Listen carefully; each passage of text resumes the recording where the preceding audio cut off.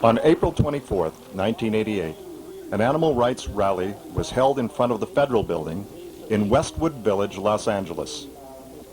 It was an inspiring afternoon with many fine speakers.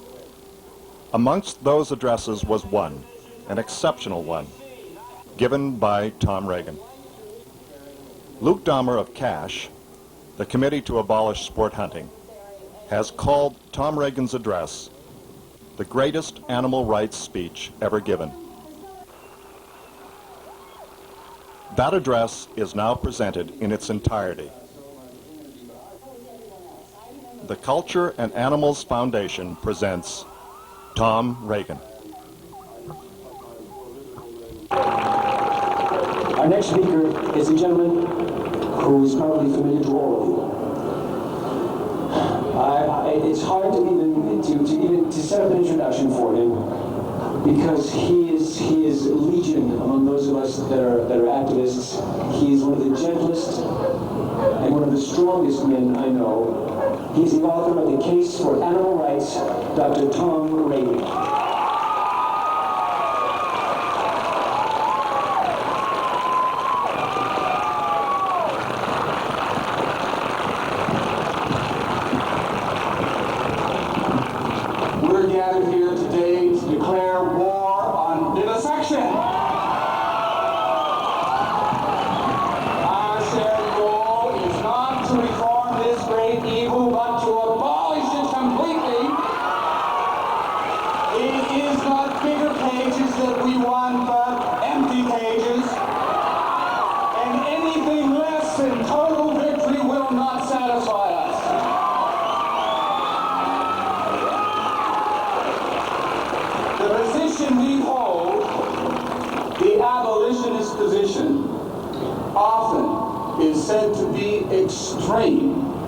And those of us who hold it are said to be extremists. The unspoken suggestions are that extreme positions cannot be right and that extremists must be wrong. But I am an extremist. When it comes to rape, I'm against it all the time. I am an extremist when it comes to child abuse. I'm against it all the time. I am an extremist when it comes to sexual discrimination, racial discrimination. I am against it all the time. I am against the abuse of the elderly all the time. The plain fact is, moral truth often is extreme and must be, for when the injustice is absolute, then one must oppose it absolutely, and the injustice of vivisection is absolute, which is why we are gathered here today.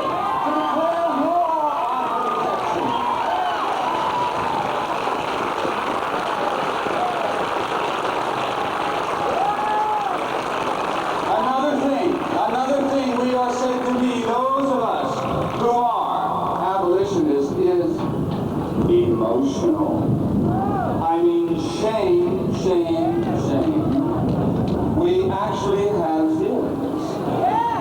Like, don't dare love someone, don't dare sympathize with somebody, don't dare care about another's hurt or loss, don't dare feel anger or rage because others are the victims of injustice. I mean, grow up. Move over, Mr. Spock.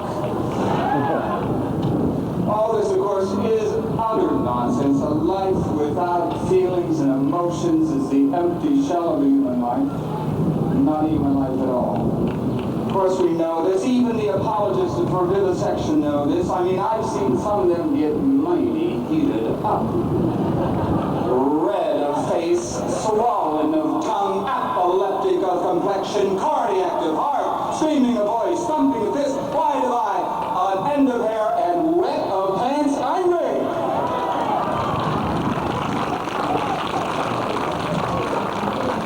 So enough of this self-righteous denunciation of emotionalism. It's time to understand that strong emotions, real deep anger, real deep rage, real deep hostility are perfectly natural feelings to have in the face of real deep injustice, which is why we are gathered here today to declare war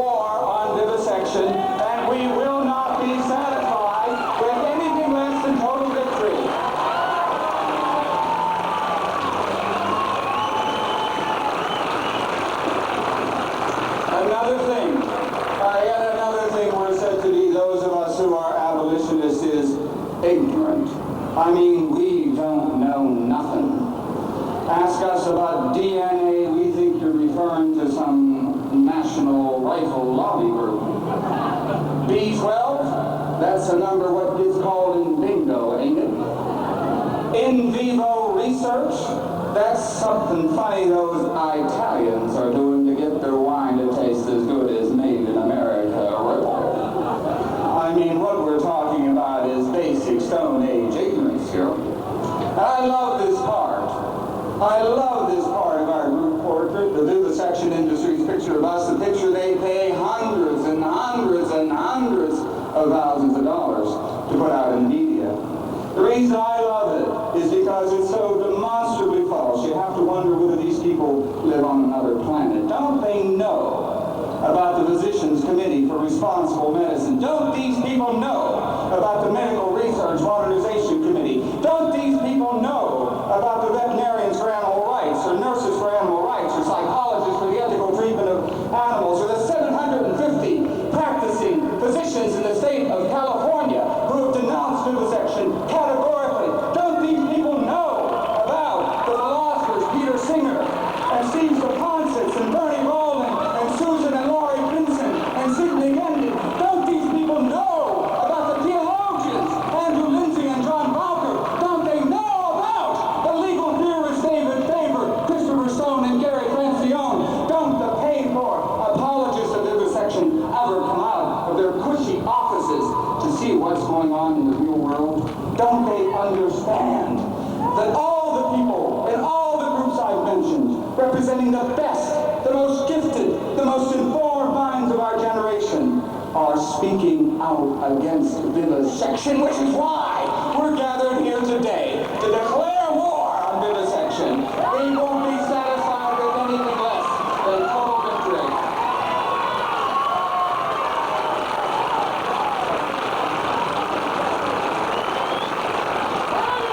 Misanthropic,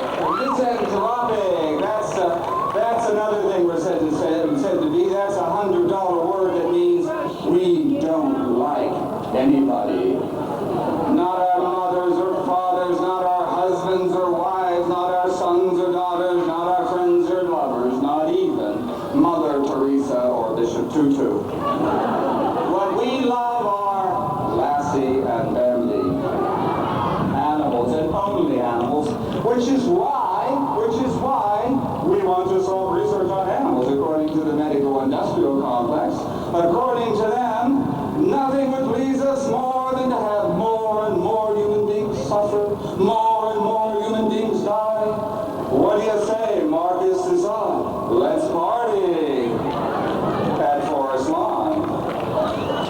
Who are these people? Who are these people who think they can get away with misrepresenting the truth?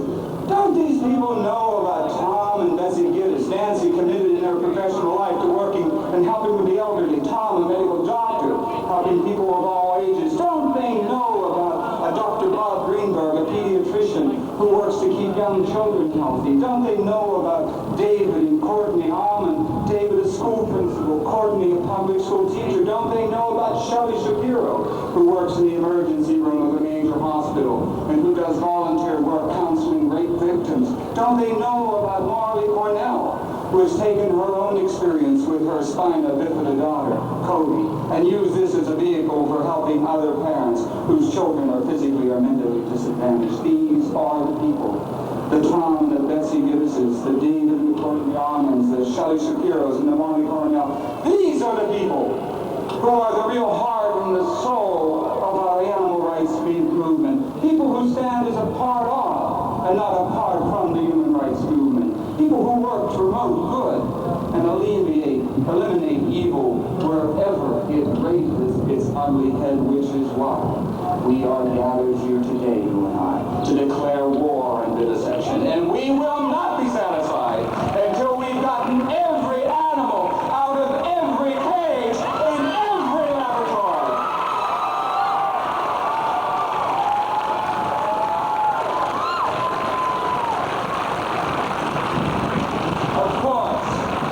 Of course, what's really ironic is how actively the medical industrial complex describes itself in efforts to describe its critics. Consider the charge of ignorance.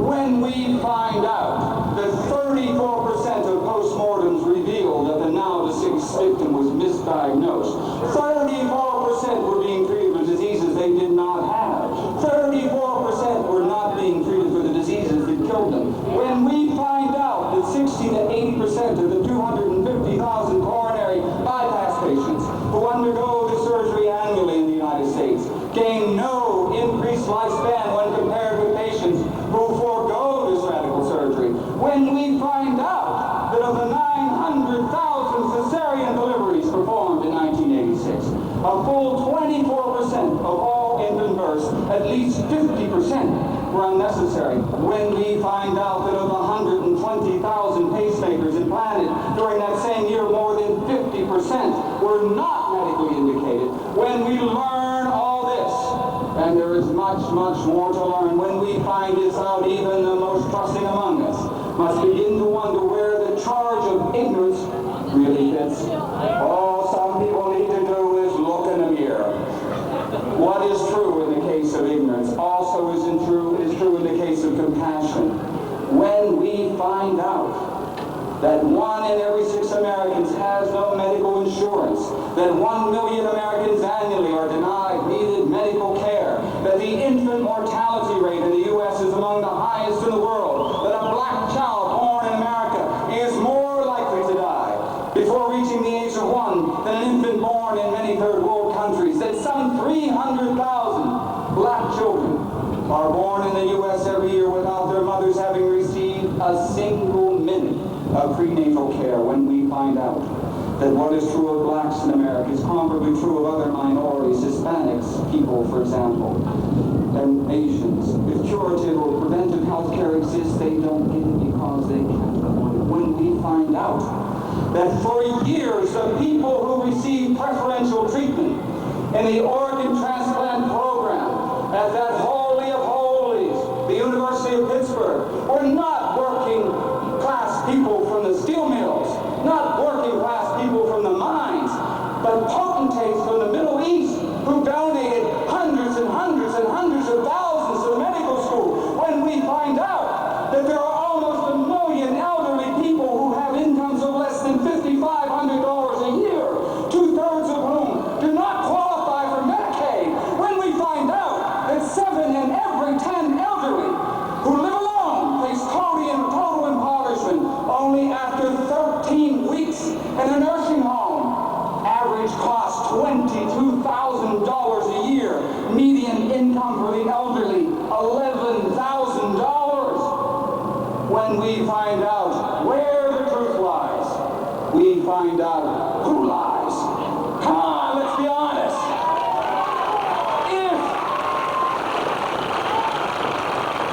If the medical industrial complex really was as compassionate as they want us to believe they are, it would be out front leading the crusade to make essential health care available to everyone. But they are not out front leading the parade. They are not even in the parade.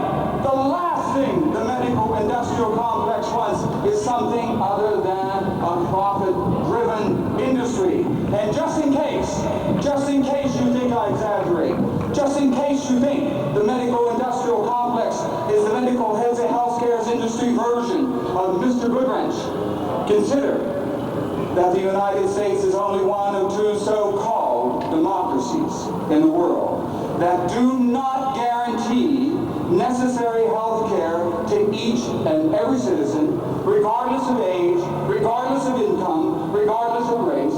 Only one of 2. The other democracy, in case you haven't already guessed, is South Africa. The evil of apartheid is cut from the same defective moral cloth as vivisection.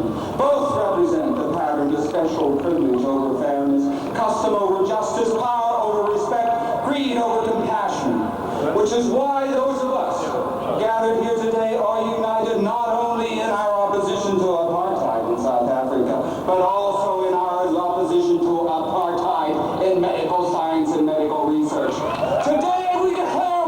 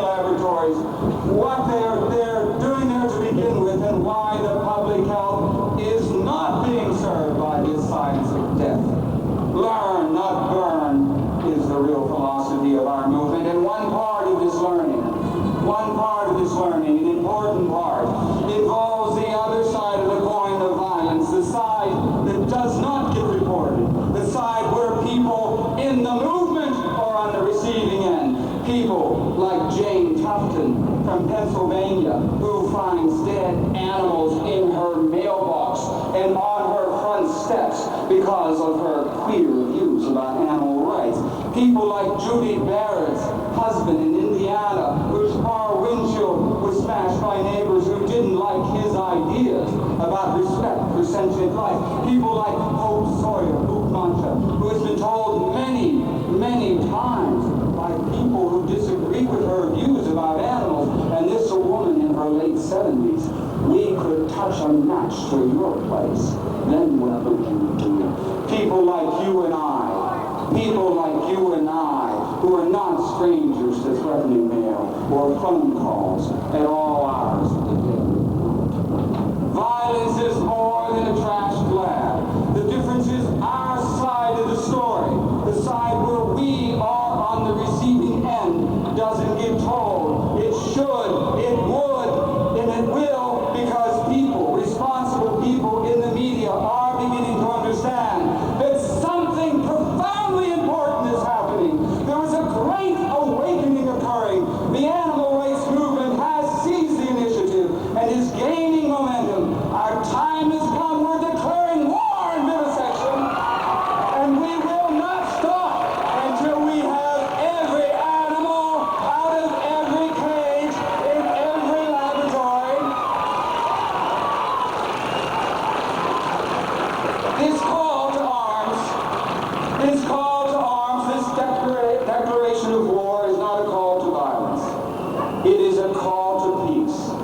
The use of violence never really changes anything, only the identities of the agents of violence. Morally, violence is indefensible. Tactically, it is unwise.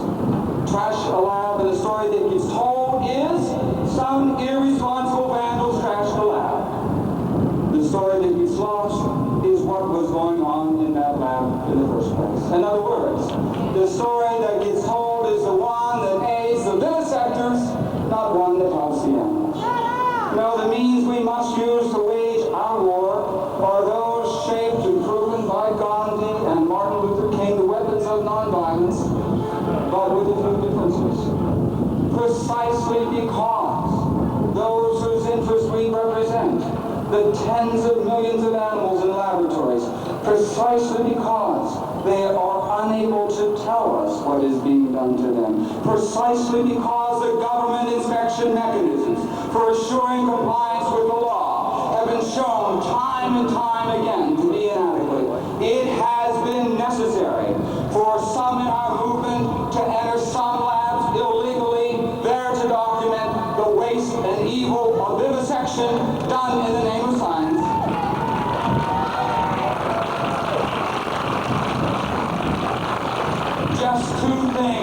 Just two simple things should be said here. The first is, thank God for the Animal Liberation Front!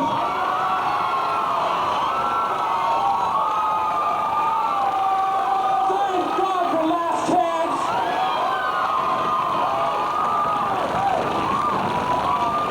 Thank God for Band of Mercy!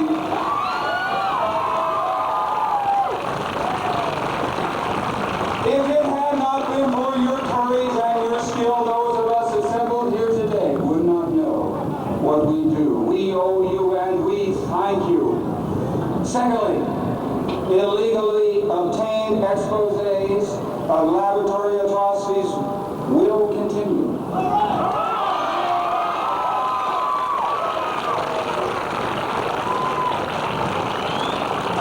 And they will continue as long as the medical industrial complex refuses to allow unannounced inspections of labs by people from the animal rights movement.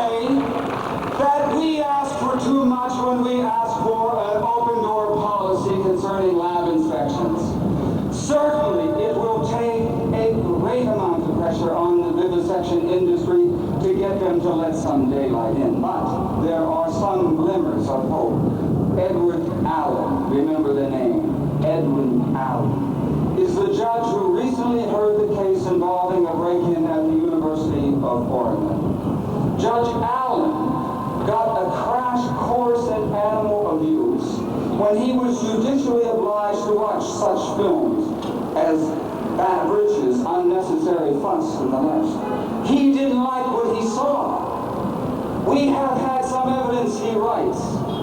We have had some evidence here as to certain things which have been done which were disturbing to me. Those activities in the labs, he writes, should be free and observable to any member of the citizenry. It would, he writes, Judge Allen writes, it would be highly appropriate to have these facilities open to the public. Open to the public. Right on, Judge Allen. That's what I say. Help us get our message out. Learn, baby, burn, not burn, baby, burn. Know this. There is room in our army for more than the Judge Allens. Anyone and everyone can join and is welcome, including many otherwise good, decent people who currently are in bondage in a medical-industrial complex.